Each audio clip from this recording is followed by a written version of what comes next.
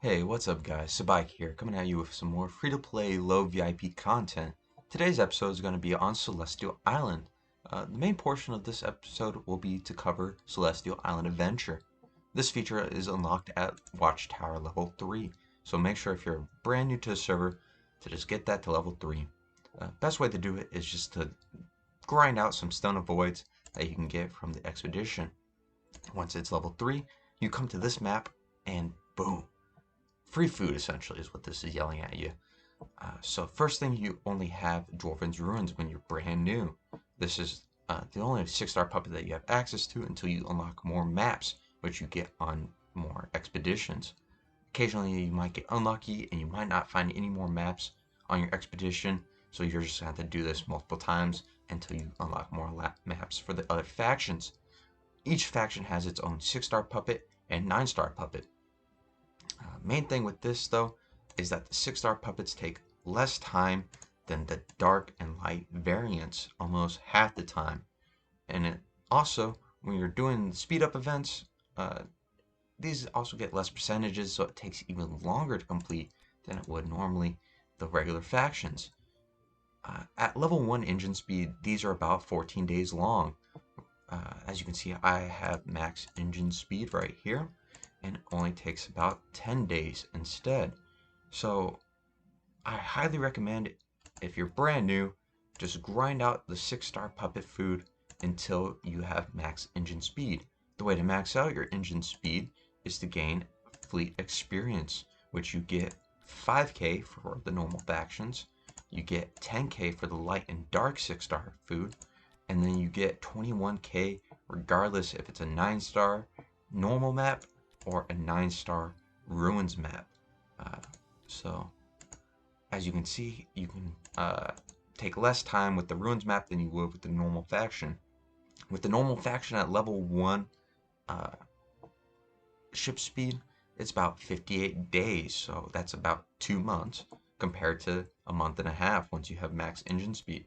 Whereas the ruins map, which is only light and dark 9-star food, is about 50 days to 36 days once you max out your engine speed. As you can see, from not only do you get fleet experience, but you also gain these adventurer medals. I'll get on to that later on in this episode. But once you complete this adventure, you get various resources, no matter if it's 9-star or 6-star. Your resources do vary based on the events you come across, so that's a bit of RNG. But definitely focus on the 6-star quest until you max out your engine speed. Once you max out your engine speed, then it's wise to start working on these 9-star quests. However, I would hold off 9-star quests until you come across a ruins map, which gives you the light and dark 9-star food, because it is considerably shorter and you want to efficiently gain food while you're building up your team. So the main thing with this is grind out whatever 6-star faction you are trying to do, whether it's Forest, Fortress, Abyss, or Shadow. Whichever heroes you're kind of working on. So if you're working on Horus, you grind this out 3 times and you already have food for a 10-star horse. The only thing you're missing is the 9-star food and the copies, of course. And the 5-star food, but that's relatively easy to get. So with this, once you max out your engine speed, the next thing I would advise is going for cargo hold, because that gives you extra resources from resource chest. After that, kind of go on to fleet armor, which gives you more durability, because once your durability hits 90 and below, you lose out on resources, and once you hit 50 or below, you start to lose speed. And again, speed is crucial to finishing your quest, because without speed, you kind of just lose out on your food a lot sooner. And then after that, there's the arsenal, which upgrades your stats for your heroes on your adventure team. But this only applies to your Celestial Island adventure, whereas the adventure medals that you get from completing these quests can be used on your Celestial Island itself, where you unlock these statues. So each statue offers a different stat: attack, speed, and HP. Depending on what heroes you're building, is what side of the Celestial Island you pick. So these 3 on the left offer stats for light, fortress, and forest heroes, whereas the 3 on the left are for the opposite factions. which are Dark, Abyss, and Shadow. So whichever you're kind of going for is what you should upgrade. For PvE purposes, I highly recommend doing HP and Attack. Speed is more for PvP battles where speed is crucial. Uh, but again, as a free-to-play, low VIP, the best way to gain resources and for better gameplay, PvE teams are just kind of better. Whereas for PvP, it's more of pay-to-win territory, so you kind of got to compete with those guys. So definitely focus on PvE heroes uh, once you do that.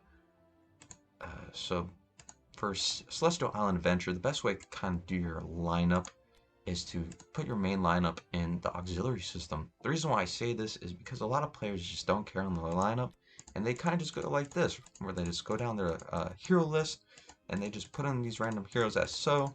You kind of get the idea, right? So if you put your best team in the auxiliary system, you tend to go against other people's weaker teams. For example, you go against other people's auxiliary systems. Kind of see what I'm saying? Alright, cool. So if you're lost in the sauce on this kind of thing, I hope this video helped with kind of opening your eyes on how to efficiently do this. Uh, so just as a recap, make sure that you kind of grind up your food for 6-star factions other than the light and dark food. And you can worry about that later on in the game when you're closer to the mid game, when you're starting to build your first light or dark hero. But again, as free-to-play low VIP, I wouldn't worry about light and dark heroes until later on when you have more food. And then once you max out your speed, then you can kind of look at these 9-star quests.